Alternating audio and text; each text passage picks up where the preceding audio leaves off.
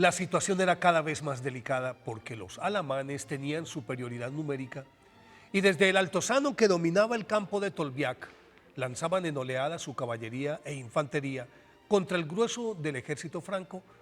precedidas de furiosas andanadas de flechas, lanzas y piedras que retardaban el ascenso de la infantería, desmoralizada por la enorme cantidad de bajas sufridas.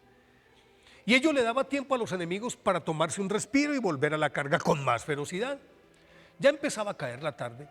y Clodoveo I, rey de los francos, sopesando su incómoda situación, le daba vueltas a la posibilidad de emprender la retirada, rendirse o vender cara a su derrota. Y mientras pensaba en las implicaciones que se derivarían de cualquier decisión que tomara,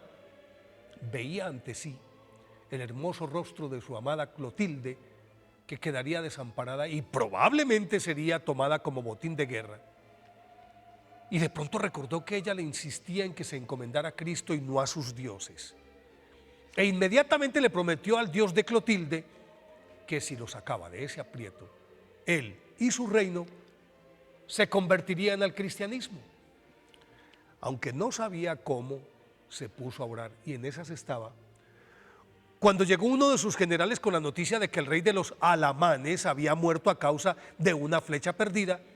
y sus tropas, desconcertadas por la falta del líder, abandonaban en ese momento el campo,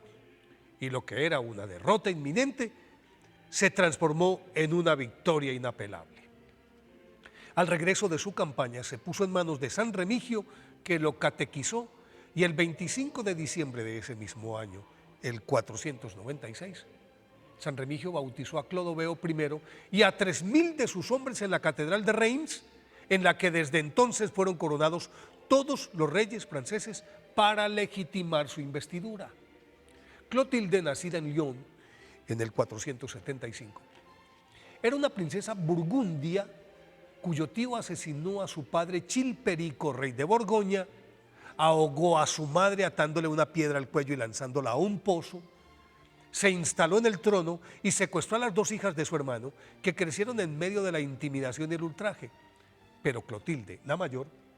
se distinguía por su acendrada espiritualidad que le permitía soportar estoicamente las humillaciones y, puesta en manos de Dios, irradiaba una extraña paz complementada por una belleza sin par, belleza que trascendió las fronteras de Borgoña, y varios príncipes de la región pidieron su mano, pero Gundebaldo, su tío, la guardaba como un as en la manga a la espera de un mejor postor, y cuando contaba 17 años, apareció el rey de los francos, al que tuvo que entregársela más por miedo que por conveniencia, y a finales del año 492, la bella Clotilde contrajo matrimonio con Clodoveo I, el más poderoso y temido de los monarcas europeos de la época, y considerado por la historia como el primer rey de Francia, que inclusive eligió a París como su capital. La bondad de Santa Clotilde poco a poco fue limando la áspera personalidad de Clodoveo, quien, a pesar de ser pagano, le permitió bautizar a sus hijos y practicar una misericordia inusitada con los pobres y desvalidos, fundar iglesias, vencer a los arrianos que tenían envenenada la iglesia y doblegar el orgullo del rey, al que permanentemente instaba a que se convirtiera. Pero él solo accedió después de la victoria milagrosa sobre los alamanes en Tolbiac, y lo hizo con tal convicción que su pueblo se transformó, de acuerdo con el título que le otorgó la Santa Sede, en la hija primogénita de la iglesia. Y para refrendar ese nombramiento, Clodoveo I y Santa Clotilde construyeron en París la iglesia de los apóstoles Pedro y Pablo, que hoy se llama iglesia de Santa Genoveva,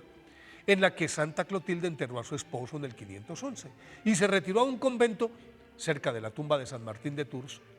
porque sus hijos se enfrascaron en una cruenta guerra por el poder.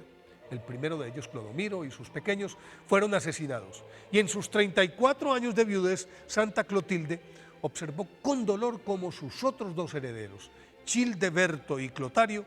destruían el reino que con tanto esfuerzo había construido su esposo Clodoveo I, pero al final las oraciones de Santa Clotilde surtieron efecto,